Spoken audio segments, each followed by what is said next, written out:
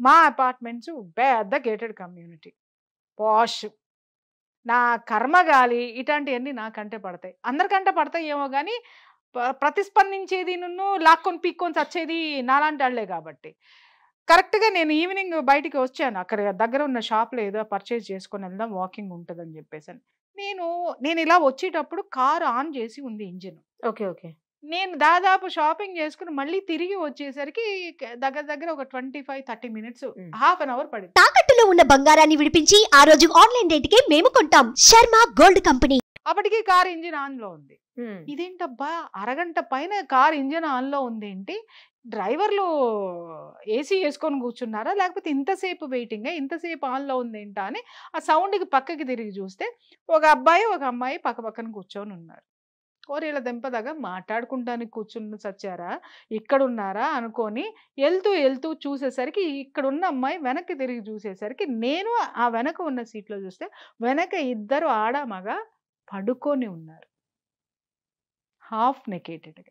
కరెక్ట్గా అపార్ట్మెంట్ గోడ పక్కనే, రోడ్డు మీదే. సాయంత్రం 6 గంటలకి. కారు కూడా చెప్తాను, కలరు రెడ్ కలరు.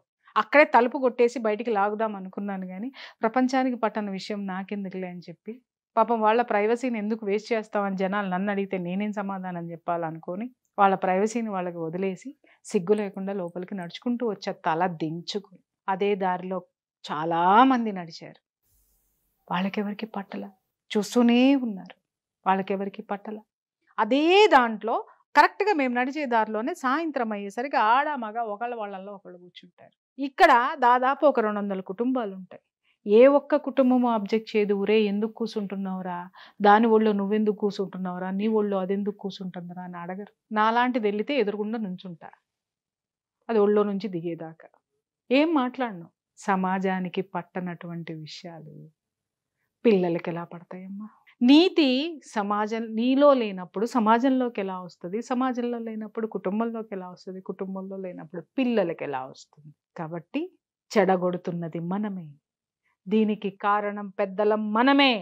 వ్యవస్థను ప్రశ్నించకపోవడము, మన ఇంట్లోకి వచ్చినటువంటి దరిద్రాన్ని తరిమి కొట్టడం అనేటటువంటి ఆలోచన మనకి లేకపోవడము, అసక్తులుగా నిలబడిపోవటం, ఎవడో బలవంతుడు ఎక్కడో ఉన్నాడని ఊహించడం, వీటి వల్ల కాదా భ్రష్టు పట్టిపోతున్నాం మనం? దయచేసి చెప్తున్నా, పేరెంట్స్లో ఆలోచన రావాలి, పేరెంట్స్ తిరగబడి తీరాలి. స్కూల్స్లో ట్యాబులు ఇచ్చేటప్పుడు కూడా నేను చెప్తున్నాను, ట్యాబులు ఉన్నప్పుడు నెట్ ఉంటుంది. ఇంకొక విషయం కూడా నేను చెప్తున్నాను, మా ఇంట్లో అలాంటివి ఏమి లేకుండా చేసామన్నట్టు. ఒరే పిచ్చ పేరెంట్స్, పిచ్చ టీచర్లు, వీళ్ళందరికీ చెప్తున్నాను, పిల్లలు మనకంటే 100 రెట్లు అడ్వాన్స్డ్గా ఉన్నారు. నువ్వు ఎన్ని లాక్ చేసినా వాళ్ళు నేర్చుకునేది లాక్ ఎలా ఓపెన్ చెయ్యాలి అనేది ఖచ్చితంగా దాంట్లోకి అవి ఆహ్వానిస్తున్నారు. టెక్నాలజీ ఏమైనా ఉందా, ఎలా ఉండాలి అని అంటే, అక్కడ నీ పిల్లలు ఫోన్ ఆన్ చేశారు, అక్కడ ఏదన్నా వచ్చింది అని అంటే నీ పిల్లలు ఏం చూస్తున్నారో నీ ఫోనుల్లోకి వచ్చేయాలి. అట్లాంటిది లేనట్టుంది కదండి. ఉంది, పెట్టుకోవచ్చు, కానీ పిల్లలు దాన్ని లాక్ చేస్తున్నారు. అలా లాక్ చేయకుండా ఇంకేదన్నా కనిపెట్టగలరేమో కనిపెట్టండి. పిల్లలకి మనం ఆ మానిటరింగ్ చేసామంటే ఇదిగో మమ్మల్ని అవమానిస్తున్నారు, మమ్మల్ని అనుమానిస్తున్నారు, మమ్మల్ని అది చేస్తున్నారు అని మళ్ళీ సూసైడ్ టెండెన్సీకి వెళ్ళిపోవడం, టెండెన్సీ ఉన్న వాళ్ళు సూసైడ్ ట్రై చేయడమో, అటెంప్ట్ చేయటమో, లేకపోతే ఇంకేదన్నా ఉంటే డిప్రెషన్లోకి వెళ్ళిపోవటమో, ఇంకొకటి. నేను చెప్తున్నాను, ఇవాళ భావి భారత పౌరుడు ఎవ్వడో కూడా శారీరక దృఢత్వం లేదు, మానసిక దృఢత్వం లేదు, నిజాయితీ లేదు, వాడికి సంస్కరణ లేదు, వాడికి దేశం పట్ల భక్తి లేదు, వాడి మీద వాడికి బాధ్యత లేదు. ఆ విధంగా ఇవాళ మనము పిల్లల్ని కంటున్నాము, ఆ విధంగానే విద్యా వ్యవస్థలు విద్యను నేర్పుతున్నాయి, ఆ విధంగానే ప్రభుత్వాలు కూడా వాళ్ళని ప్రోత్సహిస్తున్నాయి. 18 years పిల్లలకి నువ్వు మందు అమ్ముతావా? వైన్ షాపుల ముందు నువ్వు చూడు, 18 years పిల్లలకి ఆ కార్డు చూపిస్తే 18 రాగానే నువ్వు ఇచ్చేస్తావా? 18 ఏళ్ళకి వాడి బాడీ ఎలా ఉంటుంది, ఎంత లేతగా ఉంటుంది, ఎంత పచ్చిగా ఉంటుంది. నువ్వు ఇలాంటి యాసిడ్ వాడి బాడీలో పోసి ఏం నేర్పుతున్నావు అంటే, యువతని ఎలా తయారు చేస్తున్నావు? ఏ దృఢత్వం వాడికి ఉంది? 25 ఏళ్ళు వచ్చేసరికి వాడి శారీరక దృఢత్వం కానీ మానసిక స్థిరత్వం కానీ వాడికి ఎక్కడుంది? సర్వ వ్యసనాల బారిన పడుతుంటే తల్లిదండ్రులు కానీ ఎవరైనా, ఇవాళ నేను అడుగుతున్నాను, 10 దాటిన తర్వాత యూత్కి ఏం పనమ్మా రోడ్ల మీద తిరగడం? 12ంటికి చూడు, 1 గంటకు చూడు, నీకు అర్థం కాదు. చాలా మంది ఇళ్లలో పిల్లలు గబగబా తల్లిదండ్రులను రాత్రి పూట లేపి నాకు చికెన్ తినాలనిపిస్తుంది, నాకు ఐస్ క్రీమ్ తినాలనిపిస్తుంది, నాకు పలానా తినాలనిపిస్తుంది. ఇప్పుడు ఎక్కడ తీసుకెళ్ళాలి? స్విగ్గీ కొట్టుకుంటాం. ఎక్కడి నుంచి ఈ కోరికలు కలుగుతున్నాయి?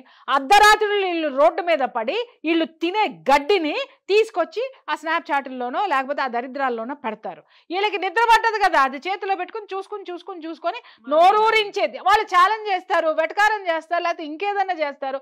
లేదా వీళ్ళు అప్పటి వరకు ఎప్పుడో 9ంటికి అన్నం తింటారు, 1 గంటకి ఇది చూడంగానే ఆకలేస్తుంది, నోరు ఊరుతుంది, అది అప్పటికప్పుడు కావాలి.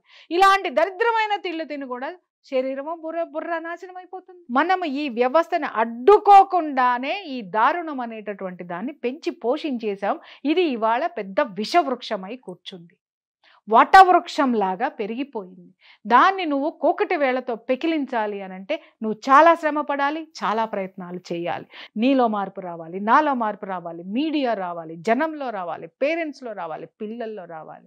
ఇవాళ ఒకప్పుడు పిల్లలు పెద్ద అయిన తర్వాత ఏమవుతావు అంటే ఏదో ఒకటి చెప్పేవారు. ఇవాళ ఒక్కొక్కటి ఏం మాట్లాడుతున్నా అంటే అప్పుడు సంగతి చూసుకో. వాడికి ఈ రోజు అనుకున్నది రేపు ఉండట్లా, మారిపోతుంది. రేపటి వరకు కూడా కొన్ని ఉండట్లేదు, ఇవాళ అనుకున్నది మళ్ళీ సాయంత్రానికి మారిపోతుంది. ఎందుకు వస్తుంది మార్పు అంటే ఈ దరిద్రాల్ని, విచ్చలవిడితనపు స్వేచ్ఛని, అనవసరమైనటువంటి ఆలోచనాత్మక ధోరణి పెంచి పోషించేస్తున్నాం కాబట్టి వాళ్ళందరిలో ఇవన్నీ వస్తున్నాయమ్మ. ఎందుకు నేను 3 నెలలకోసారి ఈ ప్రపంచాన్ని వదిలి కనపడకుండా పారిపోతాను అనుకుంటున్నాను? ఆ బ్రెయిన్ని డీటాక్స్ చేసుకో, లేకపోతే చచ్చిపోతాను నేను. ఈ వాస్తవాలు విని చూసి కౌన్సిలింగ్లు చేసి I want to detox my brain. అదే మొన్న మధ్యన ఎవరో తెలిసిన వాళ్ళు ఫోన్ చేశారు, మీరు కాశీలో కనిపించారని. ఊరుకోండి, ఆవిడ ఎందుకు కాశీలో కనపడతారన్నా నేను. ఇప్పుడు అర్థమైంది. ఇప్పుడు కాశీ కాదు, ఇంకా చాలా వెళ్తా, చాలా. అవునా? దూరంగా, ఎందుకంటే అక్కడికి ఇలాంటివన్నీ రావు. అక్కడ చక్కగా కాశీలో మణికర్ణిక ఘాట్లో కూర్చుని ఆ కాష్టాలు కాలుతున్న శవాలను చూస్తుంటే జీవితం యొక్క సత్యం అర్థమవుతా ఉంటుందన్నమాట. మనం ఏం చేస్తున్నాం చివరికి కాలేదు అక్కడే కదా, జీవితం ఏముంది. కానీ ఆ శరీరం కాలే లోపు మనం ఏం చేశాము, ఏం చెయ్యాలి, ఈ విశ్వం మనకిచ్చినటువంటి ఈ జీవితానికి అర్థం ఏంటి అనేది తెలుసుకోవడానికి అక్కడ కనీసము ఈ వికారాలన్నీ ఏవైతే ఉన్నాయో వీళ్ళందరినీ తీసుకెళ్ళి ఆడబారేయాలి. ఆడబారేస్తే అప్పుడు అక్కడి నుంచి వచ్చేటటువంటి ఆ వికారమైనటువంటి ఆ దృశ్యాలను చూస్తే కడుపులో తిప్పేసి జీవిత సత్యం బోధపడుతుంది. అరే ఉన్న ఈ చిన్న జీవితాన్ని చాలా మోరల్గా కాపాడుకుందాంరా, హాయిగా బ్రతుకుదాంరా, ప్రశాంతంగా ఉందాంరా అని అనిపిస్తుంది. థ్యాంక్ యూ అండి, thank you so much. Thank you.